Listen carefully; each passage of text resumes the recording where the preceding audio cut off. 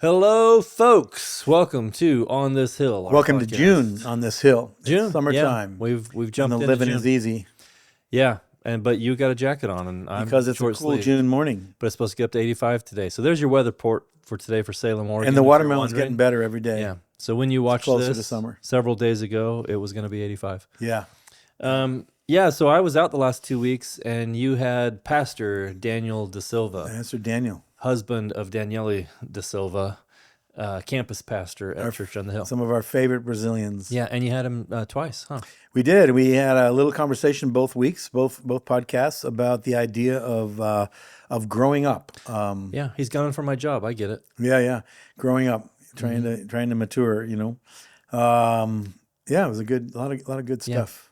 Also, maybe it'd just be good to mention where we were this morning. So, as of this filming, this last week, there was a crazy incident at the Union Gospel Mission, sorry, UGM, downtown Salem, Oregon, where a man who was coming in to be processed in and get a bed for the night, for some reason decided to attack the people that worked there, and then it spilled out into the streets with up to 11 people, 12 people were taken to the hospital with stab wounds, yeah. So today at the UGM, they had a time of prayer and a time of gathering the community together. A lot of pastors, It was really cool. a lot of politicians. A small room, but a very filled room. I mean, there was a lot of people there, full of police, full of Marion pastors. County commissioners, city council. Governor Mayor. was there. Mayor was there. Yeah. It was a phenomenal turnout and a really great spirit as well. And man, I be praying for that community, which is what we were doing there. But also the new director just did a fantastic job. Craig Smith. And he's only been in the position for like 30 days. Yeah. He was just commissioned in that room 2 weeks ago. Baptism by fire. Yeah. I was thinking, man, that's like trying to jump on a treadmill that's going full speed. Yeah. There's no like ramping up. You just have to hit the ground running fast. And he seems like he's done really well. Yeah. It's not an easy job, but it's an amazing job they're doing, reaching out to the men and women of our community who are trying to do what we're talking about today. I was just going to say, trying to leave one life behind and grow into another. Yeah, it is very much connected to this conversation because it's about maturity and I think we tend to think of maturing as a young person thing to do. Yeah. But you go to a Union Gospel Mission, Samalka House, which is the women's side of Union Gospel Mission, and you find people of all ages maturing. Mm-hmm. And I think when we stop maturing, we're in trouble. We're in trouble. And we've all met people that have stopped maturing sometimes middle school, sometimes high school, sometimes college, and they just, for some reason, what do we call it? Arrested development. Yeah, I think growth is a part of human condition, right? A healthy human condition. I think we never stop growing. We may shift directions, but I think that's when people start to die, actually, when they stop growing. For whatever reason. They just shift into neutral and coast on their experiences or their education or their laurels. And I have a real admiration for people that have made it to their 70s and 80s and they're still readers. Yeah. Like they're looking for new students. things. They're still students. And I've met several and I'm always blown away, man. Like, good for you. Look at you. You're trying to dig into this new science find or dig into the Word of God in a place you've never been before, or find out new ways to parent as you're a grandparent. It's always super impressive to me, and I've always thought that's what I want to do. I want to keep going. Yeah, because it really is. It's not something that culture has to put on you. They may try to label you and say, "Oh, you're retired," or "You're whatever." But I think it's a mental attitude that says, "I'm never going to be done until Jesus takes me home," and I'm never too old to learn. You may be too old to try certain things that you might have tried when you were younger, but yeah, I agree. I think at my age, I'm not going to try skateboarding. Right. I don't want to do the half pipe. Yeah. I have no reason to pick up skateboarding. I love my collarbone. It's been good to me my whole life. Yeah. But there are some things that would serve me really well to learn. Yeah. And no reason to stop now. Yeah. So what are those things? Let's talk about what are the things. Because the last 2 weeks, again, I was out. I missed it, but it sounds like you guys had a great conversation. What promotes maturity? What promotes growth? Yeah. It was interesting. Last week, we talked about what growth looks like, because I think we recognize both immaturity and maturity, right?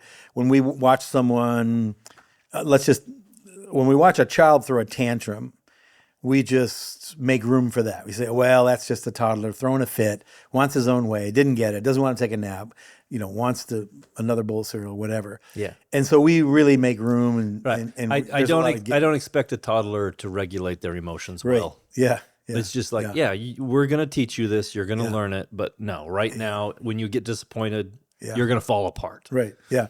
Or when you see a toddler or somebody or a 9-year-old acting in their own self-interest. So, this is what I want, and I'm going to be mad at you, or I'm not going to forgive. And again, we make room for all that. The problem comes in, I think, with you and I and our line of work and ministry is that when you see someone who chronologically grew, they're 6 feet tall, and they're 40 years old, and then they're throwing tantrums, or they're holding grudges, or they're acting selfishly.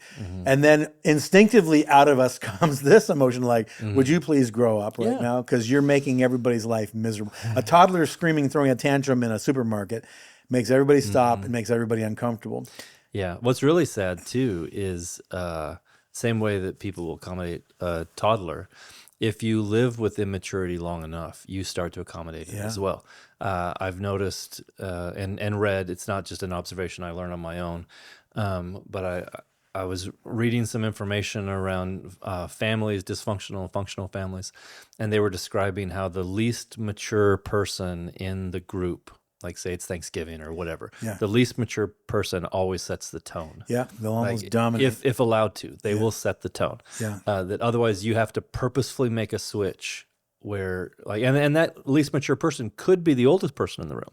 It could be that grandma runs things and she's a terror to be around. Yeah. That she's a dictator. If she doesn't, get her way, she passive aggressive, whatever. Yeah. And that you have to purposefully fight that to allow maturity to lead instead of allowing immaturity to lead. Think about it. You and I both, I think you could relate well, is that over the years in ministry, we pastor people.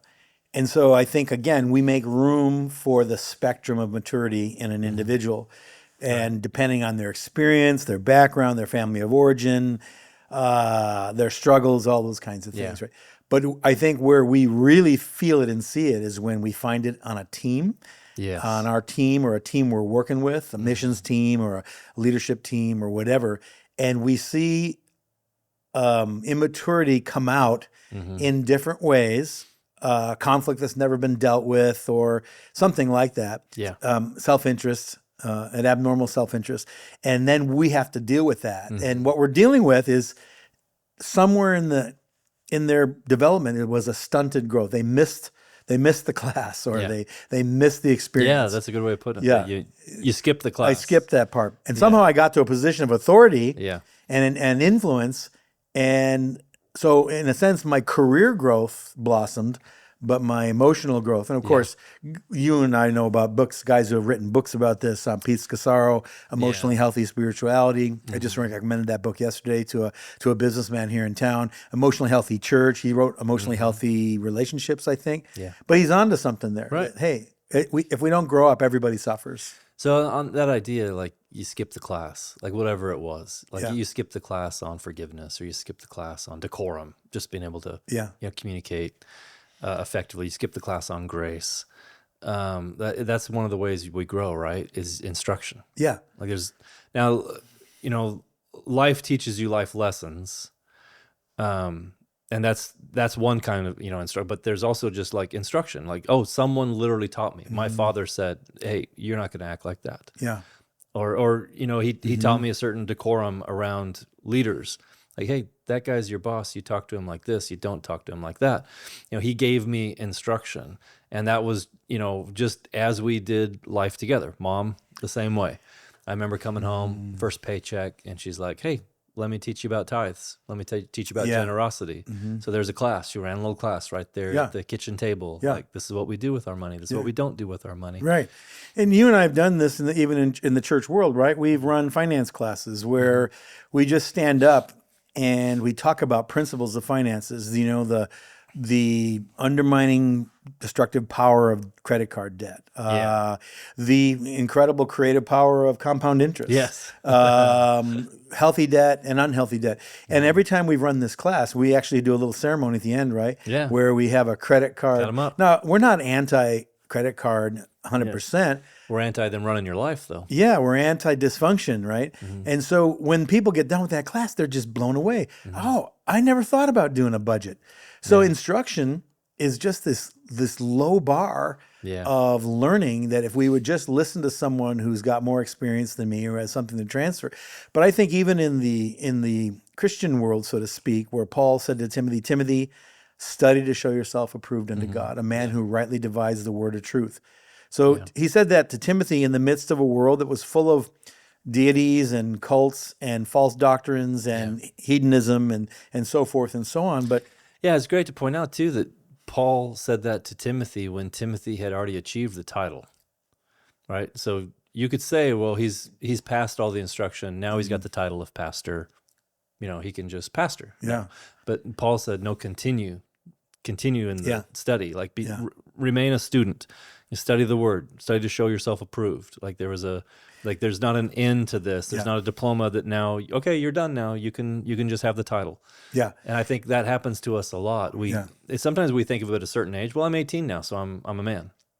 Or I graduated college, so I've got the degree. Like Right. I'm done. But we know that certain professions require ongoing education. yeah, There's like, hey, your history professors, like, okay, history's pretty fixed. Study it, and you could teach, forever. But if you're a physicist, you're not going to be done when you get out Ever. of college because physics keeps expanding. We keep learning more and more, and so there's certain things that take ongoing education. I think we need to think that way in our spirit. Like, oh, there's certain things that take ongoing education. I'm not going to graduate from this class. Yeah. I'm going to study the rest of my life. Isn't there an interesting connection between what you're describing? So if we were to number this and say, well, understanding is one step forward of one decision you can make. I'm going to begin to learn something from somebody. I want new information. I want new information that my present life now requires.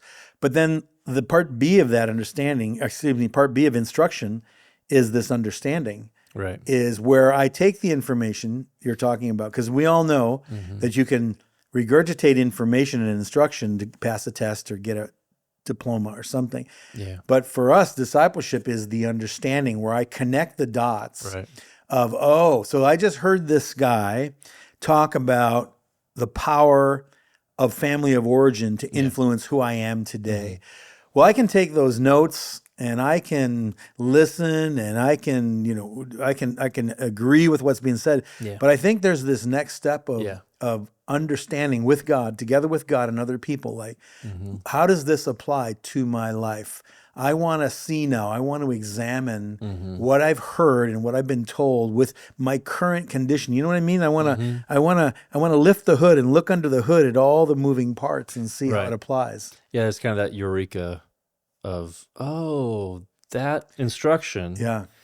works right here in this thing I'm doing or this relationship that I have. Like, that's Right. not just like a principle to memorize. It gets Yeah. applied right here. Like that's the piece of understanding, right? Like, Yeah. like how do I bring that from academic into the real world of I'm running a business, I'm raising children, I'm married to a spouse.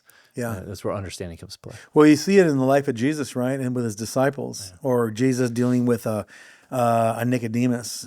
And Nicodemus is saying, okay, I want to know more.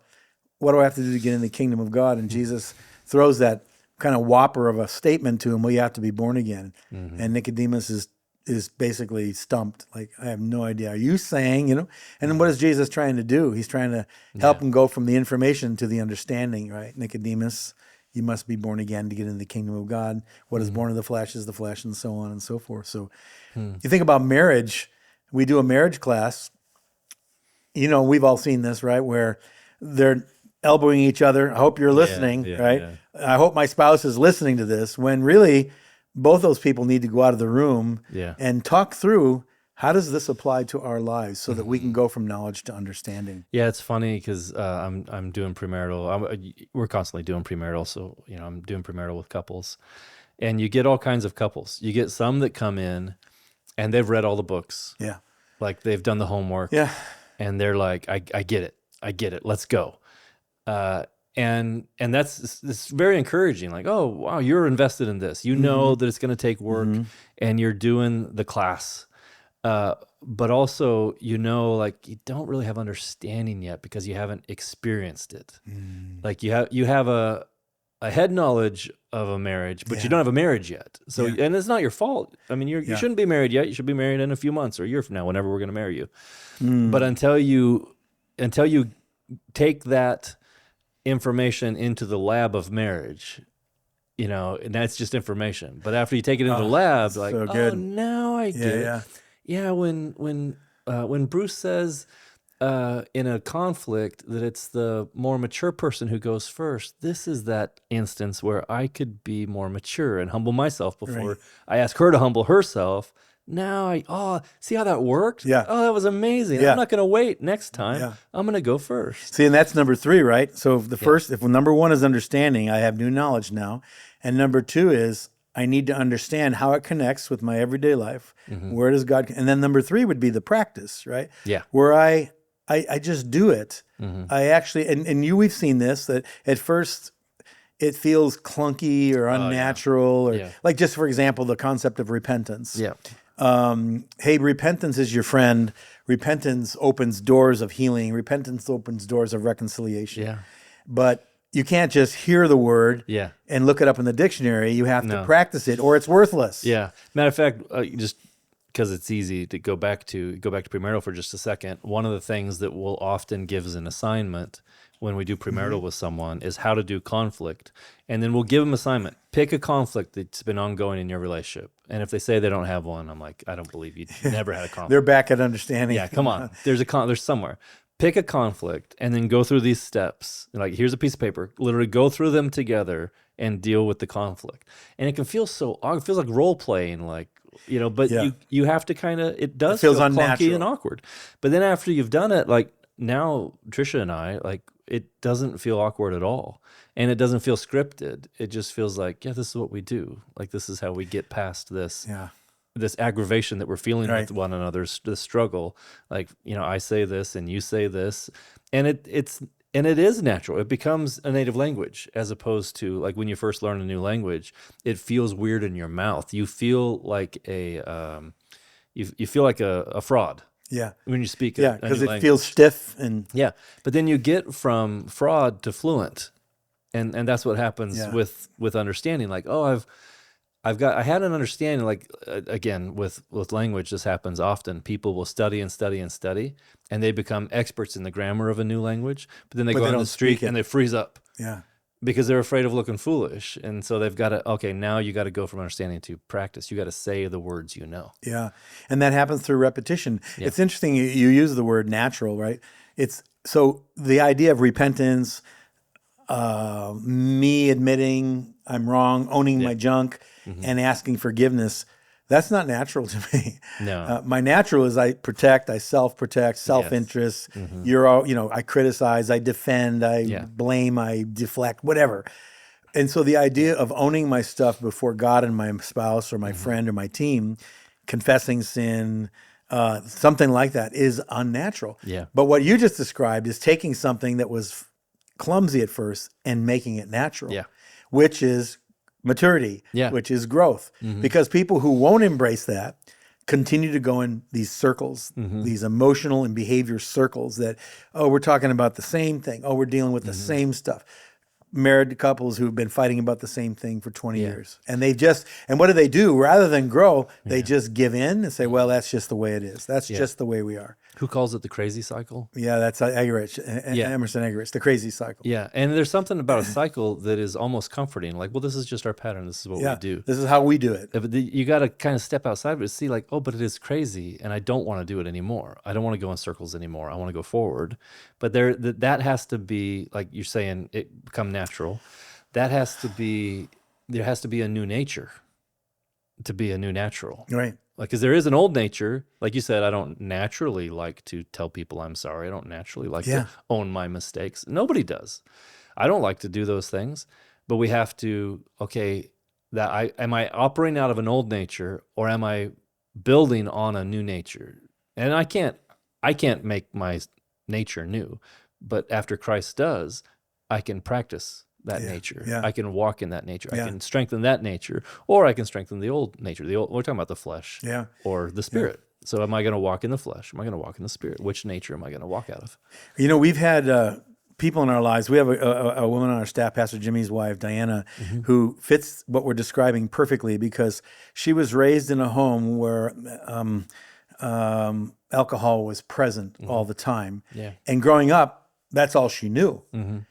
And the effects of that alcohol created all kinds of issues and conflict and so forth in that family. So she leaves her family of origin. She comes into youth with a mission.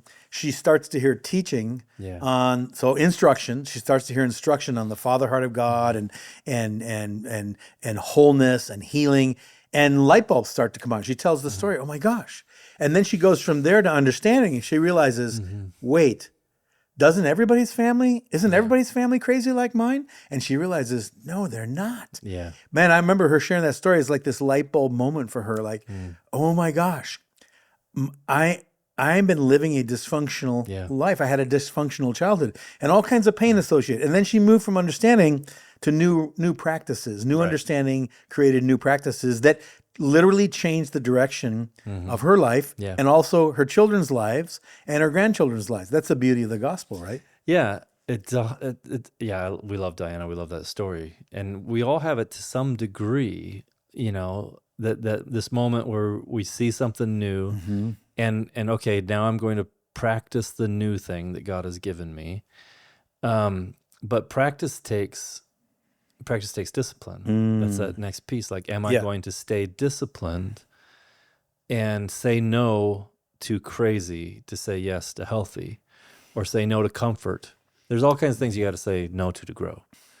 You know, that's just a reality. Like if there's all kinds of running programs, and I've done them all, and I'm not on any of them right now.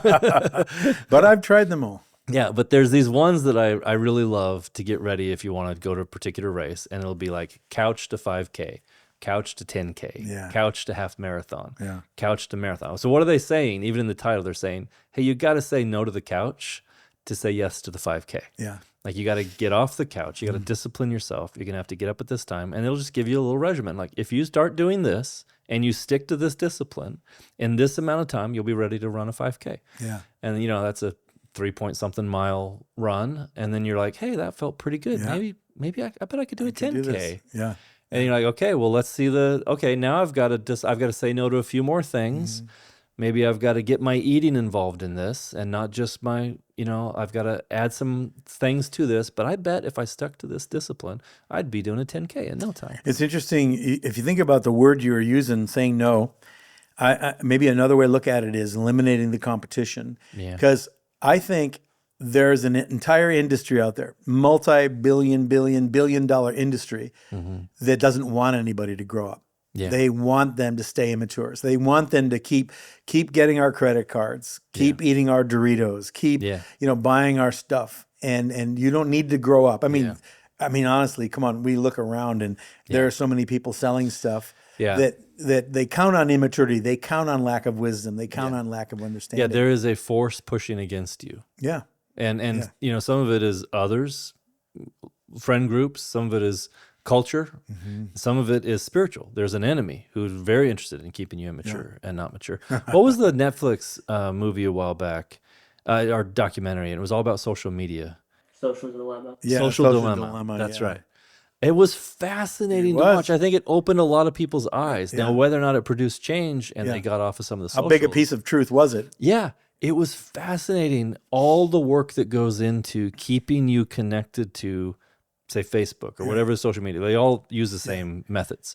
But what they know will keep you there and not going away from them. Because if you just stare at them, well, then we can sell ads. And if we sell ads, then it's your money leaves your pocket and goes in our pocket. Yeah. That's the crazy thing when you think about it. When you watch something like that, it should be like this wake-up call that says, Who Yeah. are we kidding right now? And you look at the industries of the junk food industry, the Instagram, Facebook, social media industry, the porn industry. Hmm. All that banks on the fact that we hope you don't grow up and say no to us. We hope you don't kick us out of your life, you know? Right. And it's just a crazy idea to think that if I began to eliminate the competition Hmm. and say, listen, these things are not my friends. Yeah. Social media is not my friend. Instagram is not my friend. Alcohol is not my friend. They don't have my best interests in mind. Yeah. Credit card companies, they're not my friend. They Yeah. pretend to be. They promise they will be, but they come to take. Hmm. They don't come to give. So I think that step of eliminating the competition is a huge step, because otherwise the siren song is, of those is, hey, come back to us. We miss you. Hmm. We miss you. There's an algorithm we've created just for you to show you all the cultured things that your heart is Yeah. interested in. You know, it's crazy how simple. I was just talking about this the other day, and again in the context of marriage, saying that healthy marriage is simple, but it's not easy. Yeah. It's It's simple but not simplistic. yeah, it's the simple truth of having a healthy marriage is you stop being selfish and you think of somebody else. And if two people will do that, if I'll stop being selfish and think my wife will stop being selfish and think of me, I'm meeting her needs, she's meeting mine. Our marriage is great. It's great. But that's not easy. That's very Yeah. hard to do. So eliminating competition is simple. Like, oh, well, if you cut this out and this out and this out, then you can do this, this, and this, and you'll grow. Yeah. It's very simple to say, Right. but it's very hard to do. Yeah. Like just a reality that that other step of discipline is incredibly, like that Yeah. step is incredibly important, because it's going to hurt. Cutting those things off hurts. They're things I enjoy. I like my free time. I like my freedom. I like my comfort. I like my entertainment. These are things that I enjoy. Letting go of them, I'm like, no, you can't have it. You know, like, yeah, but there comes a point when you have to be sick of it in a way. You know, and that we see that all the time, right? We see like the before and after story, if it's health or something like that. And someone will say, I'm sick and tired of being sick and tired. You know, and they take a before picture and then they get to work. So they had to get tired of, sick of the things that they were enjoying in order to say, I can find a different enjoyment. Again, I want to be careful because I don't want this to just sound like a workout plan, but there are similarities. Right. Yeah. Chris Pratt is, he's an actor. He's in all those Marvel movies. He was on Parks and Rec. And he was kind of a schlobby, funny, you know, guy on Parks and Rec. And then he had to get to this level of being in Marvel movies. Like, well, look, we're not just going to put a suit on you that makes you look tough. You're going to work out. Yeah. Right. And so he had to change his life. And so I was watching some videos about, you know, what that looked like for him, because he claims faith in Jesus and he proclaims Christianity. And I appreciate that for sure. I don't know the man's real life, but it's interesting. And I hope that's absolutely true. But he said something that really stuck with me. He said, before I started working out and before I got disciplined, meal times were the best part of my day. They were the best part of my day. I loved them. And the rest of my day, I don't really like saying this word, but it sucked. Yeah. The rest of the day, it just sucked. Because when you eat terrible, you kind of feel terrible. He said, now my meal times are kind of the worst part of my day. Like he said, they're fine. They're all right. They're nothing. They're just nothing. You know, I just eat. He says, but now the whole rest of my day is fantastic. Now I love my whole life. Like the rest of my life is so much better. funny. So I had to be sick and tired of, you know, feeling that way in order to cut out this comfort that gave me freedom in a new place. And then, so here's the deal. We're walking through this. If you're just joining us, Yeah. we started with instruction, and then we moved to understanding, and then we moved to application. And so the part you're talking about right now is we embrace adversity. Yeah. That I say, I'm not going to avoid pain, because that's sometimes that's a toddler point of view. I don't want to be uncomfortable in any situation. Yeah. I want to avoid all pain. Yeah. And again, there's a whole industry out there that is geared to that, to us buying into that idea. But don't you think that, I don't know anybody that said, hey, we just did a 10-day trip to Disney World and we visited all the parks and we visited everything, went on all the rides. And man, I just grew so much through that. You know what I mean? Yeah. I just matured so much through Wouldn't that be nice? Yeah, It'd be, but it's that'd not be reality. fantastic. Yeah, but no. But how it's many not the people way do you things and work, I know that say, "Man, I did a 10 or 12-day missions trip to Honduras or Africa or someplace, and we slept on the floor, and I got 100 mosquito bites, and da da da." And they'll describe the pain, but then they'll go, "Oh, but man, that changed my life." Yeah. Yeah, absolutely. Every time. Yeah, if I'll embrace the hard, then there's a reward on the other side of it. They're just like, and it's reward trade off. Like we're saying, like, hey, if you eat a certain way, that feels wonderful. If you go on a certain vacation, like, oh man, at the time that feels great. But there's also a cost to that. Like, now I don't really want to do the chores. Now I don't really get things accomplished. I'm only leaning into the comfort of it all. And maybe it's fair to say too, like there's an adversity that you embrace, that you choose. Someone who chooses a branch of the military like the Marines, or they choose to say, actually, I'm not just going to be in the Navy. I'm going to be a Navy SEAL, or I'm going to be an Air Force Ranger. Like they're like, I'm gonna embrace something incredibly hard. Yeah. And then what comes from that is benefits them, but it benefits the world around them as well. Now they are contributors in a way that they could have never contributed before because they've embraced something, I mean, that most of us won't touch, we just won't embrace. But there's also adversity that we don't choose that's kind of thrust upon us. I don't know if this fits, but I'll just say, people don't say, you know what, I'm going to go get cancer so I learn some spiritual lessons. You're right. Yeah. You know, I'm going to get in a bad car accident and have a bad back. Yeah. And, because I just think God's going to really teach me something through that. pain. Yeah. Yeah. But adversity that we didn't ask for still comes into our life. And then a choice has to be made. What am I going to do with this? Am I going to use this to grow? Or am I going to let it destroy my progress? Right. Basically. Yeah. We had an interesting conversation last night in our men's group around this subject. And we were talking about adversity and perseverance. And one of the guys in the group just shared a wonderful story about being married for 16 years. And the first half of it was miserable because they were so immature. He has an anger problem. They both, they didn't know how to do conflict well. Yeah. They were struggling with selfishness and da-da-da-da. Well, here they are 16 years later. And he's here. He's a part of our community. He's got 2 wonderful children. He's got a wonderful wife. And he'll tell you, he'd be the first to tell you, we still don't have it all figured out. Sure. But we're here. And that's part of the adversity. Like he said early on, I'm never going to quit. Yeah. So that they would get in horrendous conflict or arguments or whatever, and the temptation would be, we should just get a divorce. Use the D word, And some people use that as a weapon, right, in a conflict. But they made a decision. I'm not quitting. He did. Yeah. And he said, I'm better today because of it. I just simply, I didn't want to be a Navy SEAL. I just wanted to survive this marriage and have some measure of happiness. But don't quit. Don't quit. And you gotta find, and I'm not trying to jump ahead, but you got to find people that support that kind of life too. Yeah. Yeah. You got to find people that are like there with you, because you can ask your friends, if you're going through a tough place in your marriage and who to go to for advice. If you want to hear, dumper, then you're going to go to the guy who says that. Yeah. But if you no, I need someone to stand with me and say, don't you dare give up. Yeah. You're a man. Don't you walk away from this woman. Then you're going to go to another friend. You're going to go to a friend who's stuck through it, through their adversity. Yeah. When you use that word dumper, my mind immediately goes to a picture of 2 guys in a tavern and a bar stool drinking.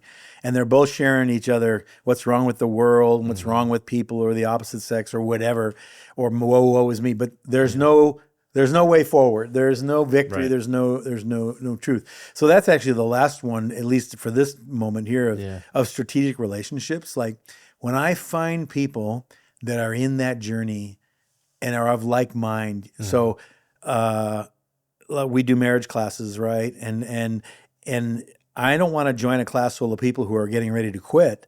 I want to join a group of people who are trying to find a way to thrive, not just survive. Maybe that's the first level, but to thrive, because we didn't get married to be miserable. Yeah. I didn't join this team to be miserable or to make everybody miserable. I joined this team. I joined this community. I joined this. I raised this family because we want to flourish. Right.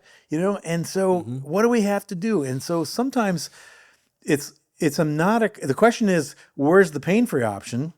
Yeah. Because to not mature, that's painful. Yeah. To suffer for your stupidity, that's painful. To suffer for your selfishness. Right. But to grow up is painful too. So Yeah. pick what pain you want to embrace. Yeah. Choose your poison. Choose your pain. Yeah. Yeah. And the Bible, if you just read through Proverbs, you'll see the pain of the foolish. If you keep reading, and you'll see, the wise go through pain too, but they've got something the foolish don't have. They've got a life that the foolish don't have, and the foolish don't understand their pain. Right. They don't know what's there for. They don't know what's happening. They scoff at it. Yeah, they're scrambling, through life. But that piece of finding the people that support truth and support growth, that has to be really deliberate, doesn't it? I noticed that doesn't happen on accident. Yeah, in my wife and I's life, we had to choose, and partly that was classroom. We had to pick the classroom with the teacher, that said, okay, we're going to sit under this. We're going to learn this in the classroom. But I'm going to trust this. Yeah, I'm going to trust it. These guys seem to know what they're talking about. They're farther ahead than we are. Let's serve them as well.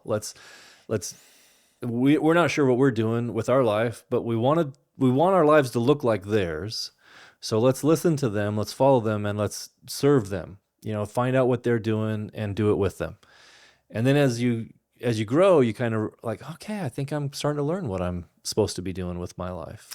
Isn't that interesting? You're describing what used to be the beauty, not perfect, but of a healthy family. That wisdom and wisdom and understanding, and even to some degree abilities was passed down from grandfathers to fathers to sons and daughters to grandchildren. That every generation didn't have to start from scratch. Yeah. And I think that's totally around today, and it's totally possible. But if every generation has to make the same mistakes, every generation is starting from scratch. So that's again, right, the beauty of a community of believers. Let's just say you're listening and you're going, man, I didn't have that. Like our friend Diana, man, my family of origin was crazy. Yeah. But in the church community, you have this ability to be invited into other people's lives, listen to other people's experiences, learn from their mistakes, and glean the wisdom they have to offer. We even have a vocabulary for it. In the church, we talk about elders. Right. We invite elders. Yeah, men and women, not just men. Yeah. We ask elders to, hey, please help us lead. Because if we're a family, we're an awfully big family. Jesus calls us a family. Now you're the family of God, your brothers and sisters. But amongst brothers and sisters, there's elder and younger brothers and sisters. And in this family, the elder son, Christ, is our head. But he's called us to have elders and to have deacons. So these are servants and pastors, really, is what we're talking about. So you got to find your elder. You got to find those people like, hey. Or a tribe of mature elders. Yeah. What kills me, there's a question in my mind as you're talking, why wouldn't you pursue that? Right. Why would you avoid that? Why would you ignore that? It's to your own peril. And not just you, but the people who are around you. Your life stops bearing fruit or doesn't bear any fruit. And I think that's what. At the UGM this morning, got to run into Tim from Valor, Valor Mentoring, here in town. It's just had a huge impact on the city. He's part of us at Church on the Hill. He pastored with us for a long time, and then he stepped into this role, and the whole process, really everything serves. How do we connect men together with young guys who need a father figure, who need an elder figure, who need an older brother figure? They can help them, because that changes the culture, that changes the community. Yeah. Isn't it interesting that Jesus said, he said, if you abide in me and my words abide in you, you're going to show yourself to be my disciples, and you're going to bear much fruit. And herein is my Father glorified, that you bear much fruit. Yeah. He's describing maturity, because we all know, everybody around here right now is waiting for Oregon strawberries, because you eat a strawberry around here in January and it looks like a strawberry, packaged like a strawberry, but it doesn't taste like. I think they spray painted them. It's just, or anything, melons or whatever. So fruit that isn't sweet, isn't mature, is basically worthless fruit. It's not fruit at all. Yeah. So Jesus promises us, listen, if you'll abide in me and you'll stay connected to the church, to not our church, but to the greater body of believers on a similar journey, you're going to bear much fruit. Who wouldn't want that kind of a life? Yeah, I think what you said there towards the end of, hey, pick your pain. So who wouldn't want that kind of life? The kind who's afraid of that kind of pain. Yeah. But you gotta, or doesn't see it yet. Yeah, you gotta trust that it's a better pain. Trust. Yeah, it's a cost. It's a real cost. We're not going to lie to you and say this is only going to be good. It's only going to feel good. And no, there's be parts of it like Chris Pratt. Like now, there's just different parts of my day that feel better. So I gave up one kind of comfort for a different kind, a better kind. Yeah. Paul said in Hebrews, no discipline at the time seems pleasant, but afterwards yields the peaceable fruit of righteousness. Man, embrace it. Embrace it. Wow. Okay, folks. There you have it. We're not just talking heads. We try our very best to practice this and to do it. Literally yesterday, a young guy asked me, hey, can we get together X amount of time? Like, can we do this? And because I'm already, meeting with some other people, I said, I need a little bit of time to think about it. I can't just say yes quickly because I know what it means. I know the cost. But everyone should, find that. That. And again, imperfect as we are, we try to walk through everything we just talked about. We try to provide instruction and application and understanding and then structure that makes it sustainable and all those kinds of things. But hey, it's here. Come join us. Yep.